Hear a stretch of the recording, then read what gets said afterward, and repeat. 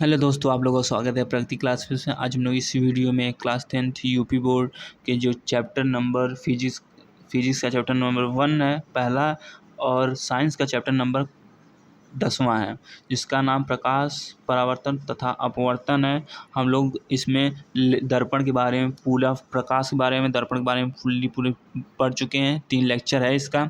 अब आज हम लोग अपवर्तन देखने वाले हैं और अपवर्तन से लेंस के बारे में जानेंगे। तो चलिए वीडियो को शुरू करते हैं। अपवर्तन क्या है क्या नहीं, ठीक है। तो प्रकाश का अपवर्तन, जब प्रकाश एक माध्यम से दूसरे माध्यम में तिरछा होकर जाता है तो दूसरे माध्यम में इसके संचरण की दिशा परिवर्तित हो जाती है। इस परिघटना को प्रकाश अपवर्तन कहते हैं। तो जब वो एक माध्यम से दूसरे माध्यम में जाता है तो वो अपने मार्ग से विचलित हो जाता है, यही है प्रकाश का अपवर्तन। तो चलिए प्रकाश के अपवर्तन कुछ उदाहरण देख लेते हैं, कुछ बारे में जान लेते हैं प्रकाश के अपवर्तन के बारे में। तो प्रकाश अपवर्तन के कुछ उदाहरण है। पहला, प्रकाश के अपवर्तन के कारण स्विमिंग पूल का तल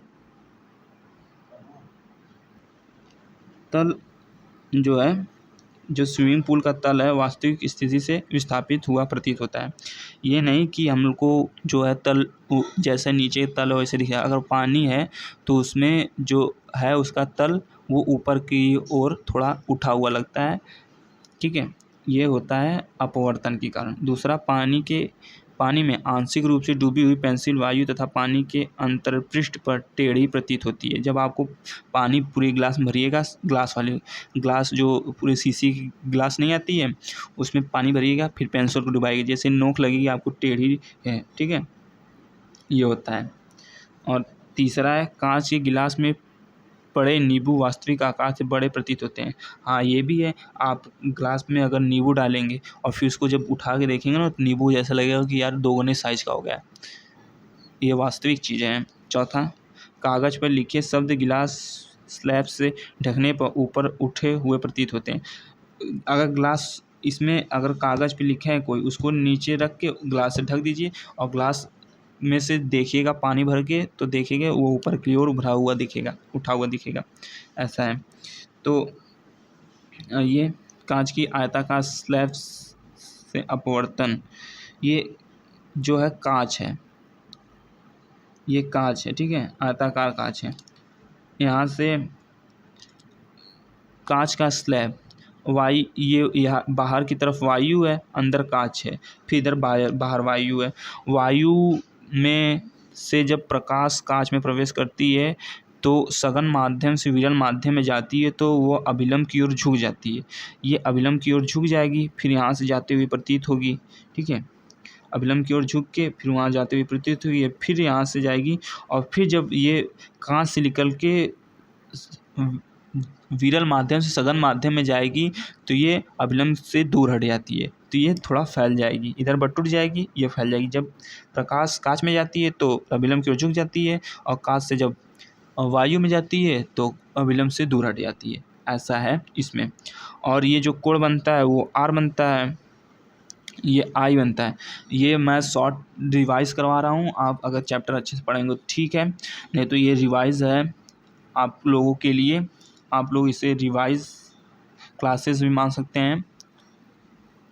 अभी मैं एक्सप्लेनेशन के साथ नहीं पढ़ा रहा हूँ, नहीं तो एक्सप्लेनेशन के साथ अब आप बोलेंगे, कमेंट करेंगे तो पढ़ेंगे, नहीं तो अब बोर्ड एग्ज़ाम आने वाले हैं, आप लोग रिवाइज़ करिए अगर आप लोग चैप्टर पढ़ चुके हैं। अगर नहीं पढ़े हैं तो बोलेंगे, मैं आपको वीडियो का लिंक दे दूँगा या फिर वीडियो आपको बना दूँगा, आप लोग पढ़ लीजिएगा। तो चलिए आगे देखते हैं। प्रकाश अपवर्तन के 2 नियम होते हैं। कौन कौन नियम है? पहला, आपतित किरण, अपवर्तित किरण तथा दोनों माध्यमों को पृष्ठ करने वाले पृष्ठ के आपतन बिंदु पर अभिलंब सभी एक ही तल में होते हैं। जैसे कि उसमें पढ़ते हैं, आपतित किरण, परावर्तित किरण, आपतन बिंदु पर डाला गया लंब, ये तीनों एक ही तल में होते हैं। वो दर्पण में पढ़े थे, इसमें एक वो दर्पण में भी था, इसमें भी है। आपतित किरण, अपवर्तित किरण तथा दोनों माध्यमों को पृष्ठ करने वाले पृष्ठ के आपतन बिंदु पर अभिलंब सभी एक ही तल में होते हैं। इसमें भी वही बात है, जैसे कि ये है, इस पे एक आई, फिर यहाँ से एक जैसे प्रकाश गई, तो ये तीनों एक ही तल में है। ये आपतित किरण ये अपरिवर्तित किरण, ये विलंब, ये तीनों एक ही तल में है। सिंपल सा इसमें भी है। दूसरा, प्रकाश के किसी निश्चित रंग तथा निश्चित माध्यमों के युग्म के लिए आपतन कोण की जया साइन तथा अपवर्तन कोण की जया का अनुपात निश्चित होता है। इस नियम का स्नेल का नियम स्नेल का नियम भी करते हैं या फिर अपवर्तन का नियम भी कहते हैं। ठीक है, तो sine i upon sine r होता है, जो ऐसे है, ऐसे है, ऐसे है। यहाँ से आया, देखिए यहाँ से आई, फिर जब ये सघन माध्यम मान लीजिए, देखिए ये सघन, ये विरल, ये सघन माध्यम से विरल माध्यम में जाती है तो अभिलंब की ओर झुक जाती है, अभिलंब की ओर झुक जाएगी। जब अभिलंब झुक जाएगी तो यहाँ जो कोण बनेगा ये आर होता है, ये आई होता है। ठीक है, ये जो कोण होता है sine i upon sine r हो जाता है। ये जब कट करेंगे तो स्थिरांक, स्नेल का नियम, स्थिरांक आ जाएगा। ठीक है, ऐसा है, अपवर्तन कह देते हैं जिसे एन, इसका सूत्र भी है, जैसे फार्मूला भी है, एन इज इक्वल टू माध्यम एक में प्रकाश की चाल बट्टे माध्यम दो में प्रकाश की चाल, दूसरे में प्रकाश की चाल। ठीक है, इसको जब करेंगे तो एन जो होता है अपवर्तनांक, अपवर्तनांक को हम एन से दर्शाते हैं, अपवर्तनांक को हम एन से डिनोट करते हैं। ठीक है, अपवर्तनांक को हम एन से डिनोट करते हैं। ये फार्मूला इसका है, माध्यम एक में प्रकाश चाल बट्टे माध्यम दो में प्रकाश की चाल के अनुपात को एक आवर्तन अपवर्तनांक कहते हैं, या फिर आवर्धन कहते हैं, नहीं आवर्धन तो सॉरी, उसमें अपवर्तनांक, अपवर्तनांक ये भी लिख सकते हैं। तो अपवर्तनांक माध्यम एक में प्रकाश चाल के तथा माध्यम दो में प्रकाश के चाल के अनुपात को अपवर्तनांक कहते हैं, ऐसा लिख सकते हैं। एन अपवर्तनांक 21 दिया, माध्यम दो का माध्यम एक के सापेक्ष अपवर्तनांक, ये बहुत इंपॉर्टेंट चीज़ है। अब ये यहाँ से जो चीज़ें मैं बताऊंगा, जो नोट्स है, ये बहुत ही इम्पोर्टेंट है, आपको बोर्ड्स के एग्ज़ाम में पूछा जा सकता है। 90% है कि बोर्ड के एग्ज़ाम में पूछा जाएगा। अपवर्तनांक 21 दे दिया, माध्यम दो का माध्यम एक के सापेक्ष अपवर्तनांक ये होता है, माध्यम दो का माध्यम एक के सापेक्ष अपवर्तनांक, तो v i upon v two is n is equal 21 हो जाएगा। और एन 12 है, माध्यम एक का माध्यम दो के सापेक्ष अपवर्तनांक एन 12 से, तो तब दो ऊपर चला जाएगा, माध्यम एक नीचे आ जाएगा। जब माध्यम एक का सापेक्ष माध्यम दो के सापेक्ष अपवर्तनांक हो जाएगा, और माध्यम दो पहले आता है, माध्यम एक बाद में आता है, तो माध्यम A v i upon v two हो जाएगा, ऐसा होता है। और निरपेक्ष अपवर्तनांक क्या है, यदि माध्यम एक निर्वात या वायु है तब माध्यम दो का अपवर्तनांक निर्वात के सापेक्ष माना जाता है, यह माध्यम का निरपेक्ष अपवर्तनांक कहलाता है। निरपेक्ष अपवर्तनांक का फार्मूला ये होता है। ठीक है, जिसे सूत्र n is equal to capital n हो जाता है, निरपेक्ष अपवर्तनांक सी अपॉन वी। निर्वात में इसे निर्वात में निर्वात जो होता है वो वायु ही होता है, तब माध्यम दो का अपवर्तनांक निर्वात के सापेक्ष माना जाता है, यह माध्यम का निरपेक्ष अपवर्तनांक कहलाता है। जिसे सी ये हम लोग पढ़े थे, प्रकाश जो होता है वायु में प्रकाश जो होता है 3 × 10⁸ मीटर प्रति सेकेंड होता है। तो ठीक है, इनवर्स सेकेंड हो गया, ये उठा के जो एम अपॉन एस होता है इसको ऊपर कर दिया तो इनवर्स हो गया। तो चलिए आगे बढ़ते हैं, आगे जानते हैं। अब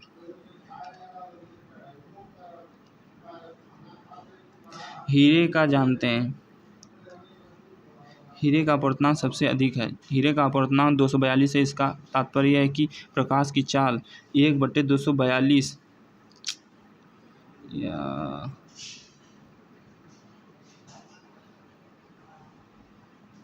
हीरे का अपवर्तनांक सबसे अधिक है, हीरे का अपवर्तनांक 242 है, इसका तात्पर्य है कि प्रकाश की चाल 1/242 गुणा कम है हीरे में निर्वात की अपेक्षा। यह है हीरे के बारे में, लिख लीजिएगा, पढ़ लीजिएगा, बस ये पूछता नहीं है बोर्ड के एग्ज़ाम में, चिंता रहित रहिए। प्रकाश सघन माध्यम, प्रकाशित प्रकाशिक सघन माध्यम। दो माध्यमों की तुलना करते समय अधिक अपवर्तनांक वाला माध्यम दूसरे की अपेक्षा प्रकाशिक सघन होता है। ये अभी सघन माध्यम विरल माध्यम हमको पता चलेगा जब उधर जाएंगे, ठीक है, जब नीचे और जाएंगे। प्रकाशित विरल माध्यम क्या होता है? दो माध्यमों की तुलना करते समय कम अपवर्तनांक वाला माध्यम प्रकाशित विरल माध्यम कहलाता है। मतलब इसमें ये चीज़ है ना, जैसे कि सघन माध्यम उसमें कहते हैं, जैसे वायु है ये सघन माध्यम, क्योंकि इसमें जो कण है वो दूर दूर होंगे, और विरल माध्यम जल है जिसमें कण पास पास होंगे। तो ये चीज़ भी हो सकता है। आइए आगे चलते हैं। जब प्रकाश किरण विरल माध्यम सघन माध्यम में जाती है तो उसकी चाल धीमी हो जाती है, तो अभिलंब की ओर झुक जाती है। यही चीज़ था ना वहाँ, ये देखिए ये दिया है, ये अभिलंब है। जब विरल माध्यम से सघन माध्यम की ओर जाएगी तो ये अभिलंब की ओर झुक जाएगी, क्योंकि यहाँ के कण दूर दूर थे, तो इसमें जो प्रकाश वो बहुत ही अच्छे से गमन करती है, मतलब चलती है। अब जब इसमें जाएगी तो इसमें कण पास पास हो जाएंगे, एकदम पास पास पास पास पास पास, तो ये अभिलंब की ओर झुक जाएगी। ये ऐसे ऐसे नहीं जा पाएगी, ये झुक जाती है। तो ये होता है सघन माध्यम और विरल माध्यम में। और विरल माध्यम में जब जाएगी ना, जो प्रकाश किरण सघन माध्यम से विरल माध्यम में जाती है तो इसकी चाल बढ़ जाती है, तो ये अभिलंब से दूर हट जाती है। तो सघन माध्यम ये कम था, मतलब ज़्यादा यहाँ जैसे जल है यहाँ, और फिर यहाँ वायु, जब ये जाएगा तो अभिलंब से दूर हट जाएगा। तो ये था। गोली लेंस, गोली लेंस दो तलों से घिरा हुआ कोई पारदर्शी माध्यम जिसका एक या दो तल गोलीय है, लेंस कहलाता है। तो दो तलों से घिरा हुआ कोई पारदर्शी माध्यम जिसका एक या दोनों तल गोलीय है, लेंस कहलाता है।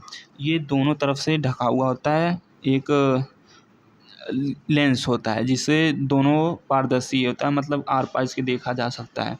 आइए, दो प्रकार के होते हैं, उत्तल लेंस और अवतल लेंस। इन दोनों के बारे में जानते हैं, क्या है क्या नहीं।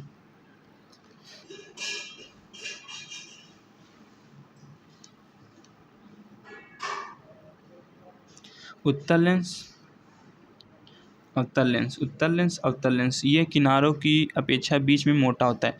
ये देखिए किनारों पे जाके पतला हो गया है, बीच में जाके मोटा है, और ये बीच में अपेक्षाकृत किनारों से मोटा होता है। मतलब बीच में पतला होता है, किनारों पे ये मोटा हो जाता है। दोनों में क्या डिफरेंस है ये पता चल गया।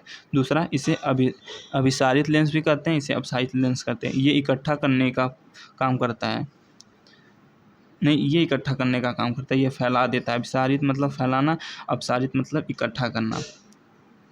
ये जगह एक पॉइंट पे इकट्ठा कर देता है, ये सबको फैला देता है। मे बी हो सकता है, आगे चलेंगे देखेंगे इसके बारे में डिटेल से।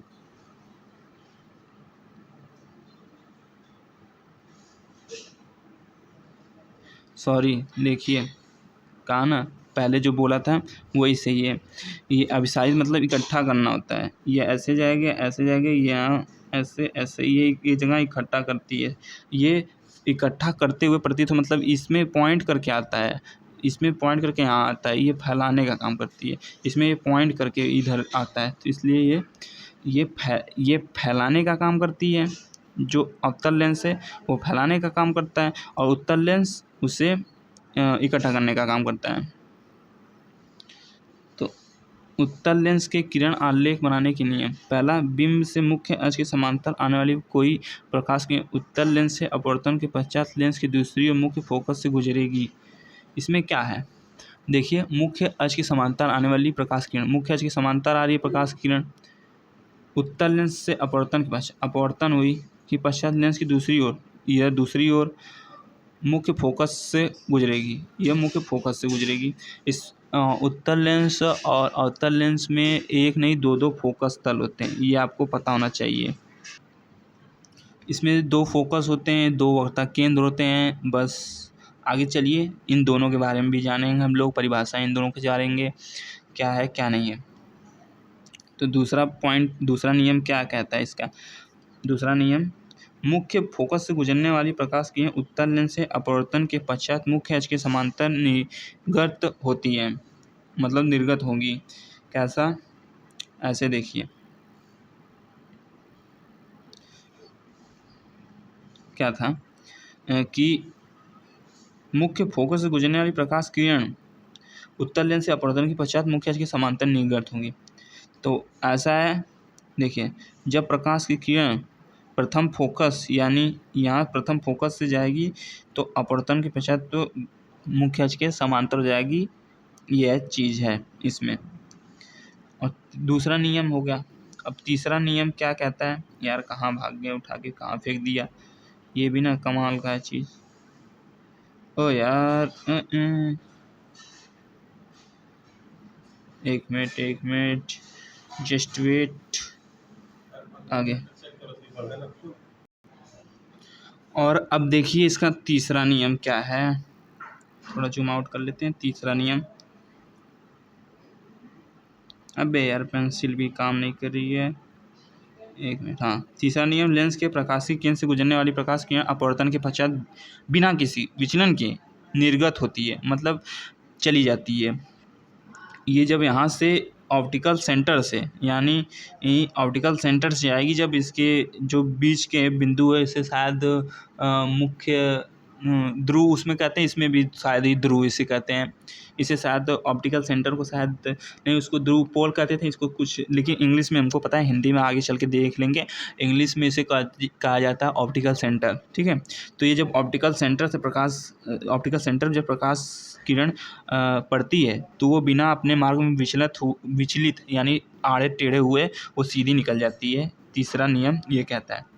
तो आइए यार, बार गलती हो जा रही है यार, कहाँ चला गया फिर यार, इसकी तो ऐसी की तैसी, मेरे को बड़ा आज घुमा रहा है यार। कहाँ था, यही था ना यार, ये चलिए। अब बिंब की स्थिति, प्रतिबिंब की स्थिति, प्रतिबिंब का अपेक्षित आकार, प्रतिबिंब की प्रकृति, प्रतिबिंब की स्थिति, बिंब की स्थिति, ये सब जानने वाले हैं। इसमें भी 6 तरीके से प्रतिबिंब बनता है। यार ये तो हद हो गई अब यार, हद हो गई, हद हो गई।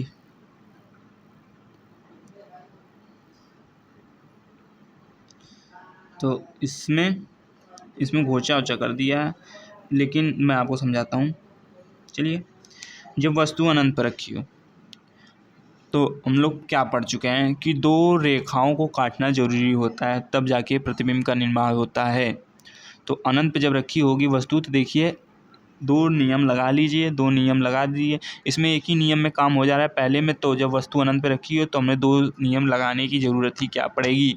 तो इसमें जब मुख्य अक्ष की समांतर लेके जाइए और जहाँ पे बिंदु कट करेगी द्वितीय फोकस पे कट कर रही है, तो प्रतिबिंब बनेगा द्वितीय फोकस पे, उत्तल लेंस के द्वितीय फोकस पे प्रतिबिंब का निर्माण होगा। अब ये क्या है, ये है वस्तु से बहुत छोटा बिंदु के आकार का। आइए जान लेते हैं, वस्तु से बहुत छोटा और बिंदु के आकार का। जब वस्तु अनंत पे हो, जब वस्तु अनंत पर हो 2f पर बनता है, द्वितीय फोकस पे बनता है अत्यधिक छोटा, आभासी तथा उल्टा। ये आभासी बनता है, और दर्पण के पीछे बन रहा है ना, तो आभासी बनेगा, और उल्टा नीचे की साइड बनेगा, इसलिए इसे आभासी तथा उल्टा कहा जाता है। अब बिंब की स्थिति होगी द्वितीय फोकस, मतलब वक्ता केंद्र, इसमें द्वितीय 2f1, यानी इसमें 2f1 होता है, 2f2 होता है, f1 f2, ये 4 चीज़ें होती हैं। तो इसमें आगे चल के देखेंगे 2f1 क्या होता है, 2f2 क्या होता है, f1 क्या होता है, f2 क्या होता है। तो इसमें जब वस्तु 2f1 और अनंत के बीच रखी होगी तो प्रतिबिंब का निर्माण कहाँ होगा, प्रतिबिंब की स्थिति क्या होगी। तो जब 2f1 और अनंत के बीच वस्तु रखी होगी तो f2 और 2f2 के बीच बनेगा। तो देखिए, आइए देखते हैं। जब वस्तु 2f1 और अनंत के बीच रखी होगी तो प्रतिबिंब f2 और 2f2 के बीच बनेगा, आभासी बनेगा और उल्टा बनेगा, और वस्तु से छोटा बनेगा। ये चीज़ है इसमें दूसरे में। अब तीसरा क्या है, 2F1 पे। जब वस्तु 2F1 पे होती है तो प्रतिबिंब की स्थिति 2F2 पे होती है, और आभासी और उल्टा होता है, और वस्तु के आकार का होता है प्रतिबिंब भी।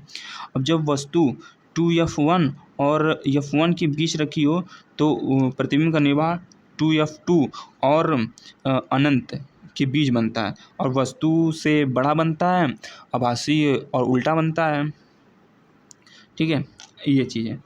और अब जब वस्तु 2F1 और ऑप्टिकल सेंटर के बीच रखी हो तो प्रतिबिंब अनंत पे बनता है, अनंत पे, और वस्तु से बहुत बड़ा बनता है, और आभासी बनता है, और उल्टा बनता है। अब इसमें भी एक कंडीशन आती है, छठवीं कंडीशन, जिसमें वस्तु आभासी और सीधा बनता है। इसमें भी ये कंडीशन आती है जब वस्तु को F1 और ऑप्टिकल सेंटर के बीच रखा जाता है। सॉरी, ये जो पांचवा है ना, उसमें F1 पे रखा जाए। जब वस्तु का प्रतिबिंब जब अनंत पे बनता है ना, तो प्रतिबिंब की स्थिति F1 पे होती है, और जब ये होता है, और इसमें आभासी तथा उल्टा बनता है। और जब ये जो छठवां कंडीशन है ना, इसमें जो वस्तु F1 और ऑप्टिकल सेंटर के बीच रखी हो तो प्रतिबिंब का निर्माण वस्तु के पीछे होता है, यानी दर्पण की लेंस के पीछे, लेंस के पीछे होता है। तो इसमें जो वस्तु का प्रतिबिंब बनता है ना, वो पीछे बनता है, आभासी से वास्तविक बनता है, मतलब वास्तविक बनता है, और सीधा बनता है। ठीक है, आभासी से वास्तविक बनता है, मतलब वास्तविक से आभासी बनता है, तथा सीधा बनता है। ठीक है, वो अभी तक हम लोग शायद ना गलत पढ़ते आए हैं। ये सभी सिर्फ 2 कंडीशन में आभासी बनता है। अभी तक सब चीज़ें गलत पढ़ते आ रहे थे, मतलब कि ये 2 चीज़ों में आभासी, मुझे जैसे कि मैंने ऊपर देखा नहीं है, मुझे अवतल लेंस का वो दिमाग माइंड में चलने लगा था। तो ये क्योंकि कंडीशन थोड़ा घुमावदार होती है, तो आपको थोड़ा इसको ध्यान से पढ़ना पड़ेगा, तब आपके दिमाग में रहेगा। ये घुमा देती हैं आपको। ये देखिए, इसमें आभासी बनेगा, आभासी और सीधा बनेगा। इसमें वास्तविक मतलब आभासी और उल्टा बनेगा, इसमें वास्तविक और उल्टा बनेगा, इसमें भी वास्तविक और उल्टा बनेगा, इसमें भी वास्तविक और उल्टा बनेगा, और इसमें भी वास्तविक और उल्टा बनेगा, इसमें आभासी और सीधा बनेगा। ऊपर जो था पहले में आभासी और उल्टा बन रहा था, इसमें आभासी और सीधा बनेगा। तो वस्तु जब F1 और ऑप्टिकल सेंटर के बीच रखी होगी तो दर्पण के पीछे बनेगा, और वस्तु से मतलब बड़ा बनेगा। तो आइए देख लेते हैं, छवों के बारे में जान लेते हैं। जब वस्तु अनंत पर रखी हो तो प्रतिबिंब की स्थिति F2 पर होगी, और अत्यधिक छोटा होगा, और आभासी तथा उल्टा होगा। जब वस्तु F1 और अनंत के बीच रखी हो तो प्रतिबिंब की स्थिति F2 तथा 2F2 के बीच होगी, और छोटा होगा, वास्तविक तथा उल्टा होगा। और तीसरा, जब वस्तु 2F1 पर है, मतलब 2F1 पर रखी होगी तो प्रतिबिंब की स्थिति 2F2 पे होगी, समान साइज का, वास्तविक तथा उल्टा होगा। और जब चौथे में देखिए F1 तथा 2F1 के बीच रखी हो तो प्रतिबिंब की स्थिति 2F और अनंत के बीच होगी, 2F2 और अनंत के बीच होगी। विवर्धित मतलब बड़ा होगा, प्रतिबिंब जो होगा वस्तु से बड़ा होगा, वास्तविक तथा उल्टा होगा। पांचवा, जब फोकस F1 पर रखी हो तो वस्तु का प्रतिबिंब अनंत पर बनेगा, अत्यधिक बड़ा बनेगा, और वास्तविक तथा उल्टा बनेगा। और छठवां में फोकस F1 तथा प्रकाशीय केंद्र, हाँ, ऑप्टिकल सेंटर को प्रकाशीय केंद्र कहा जाता है, प्रकाशीय केंद्र के बीच हो तो जिस और बिंब है लेंस से उसी ओर, मतलब जिस ओर वस्तु है लेंस की उसी ओर बनता है प्रतिबिंब, और बड़ा बनता है, आभासी तथा सीधा बनता है। इसमें ये 6 कंडीशन है उत्तल लेंस के लिए। आइए अब आगे चलते हैं और अवतल लेंस के किरण आलेख बनाने के नियम देखेंगे। तो आज का लेक्चर हम लोग यहीं ख़त्म करते हैं, और इसके बाद हम लोग लेक्चर 5th जो लेक्चर 5वां होगा उसमें इसका पूरा चैप्टर ख़त्म कर देंगे। तो इसके बाद जो लेक्चर बनेगा, लेक्चर नंबर 5वां जो इसका 5वां भाग बनेगा, वो इसका आखिरी भाग होगा। उसमें हम लोग अवतल लेंस कवर कर लेंगे और चिन्ह परिपाटी कवर कर लेंगे। मिलते हैं नेक्स्ट वीडियो में।